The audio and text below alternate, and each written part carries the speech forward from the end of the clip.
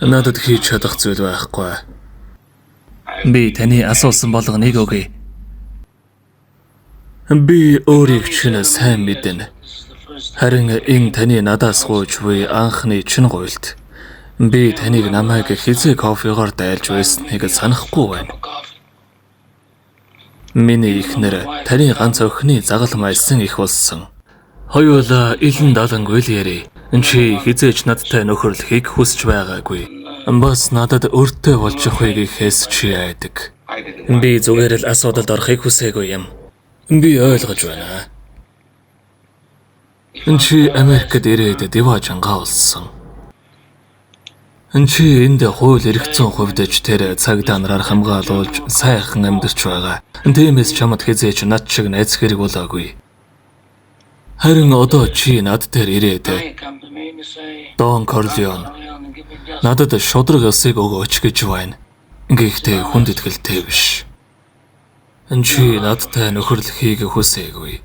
Чи намайг загалмайлсан эцэг гэж дуудахыг боддогчгүй. Чи миний охины хурмын үеэр над дээр ирээд мөнгөний төлөө хүн алахыг санал болгож байна. Би танаас шудраг ёсыг л гуйж байна.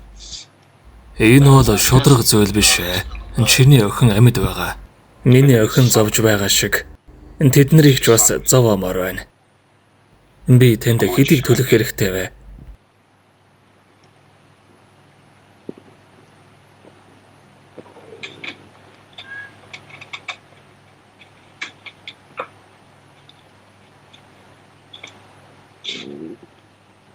Бонусера.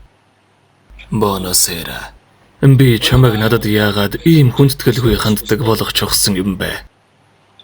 Хэрв чи нөхөрлөхөөр ирсэн бол охиныг чинь тийм болгосон тэр хог шаарнууд яг энд байж байх байсан юм. Бас чам шиг шудраг хүнд дайсхансан хүн миний ч дайсан болох байсан.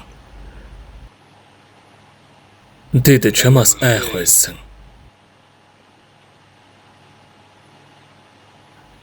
Надтай нөхөрлөх үү? Загалмайлсан эцэг минь. Сайн байна. Хизээ нэг өдөр би чамаас тусламж хүсэх цаг ирэх л байх. Үгүй ч байж мэднэ.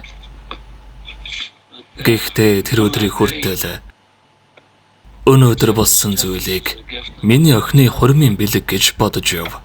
Баярлалаа загалмайлсан эцэг минь. Зүгээр дээ.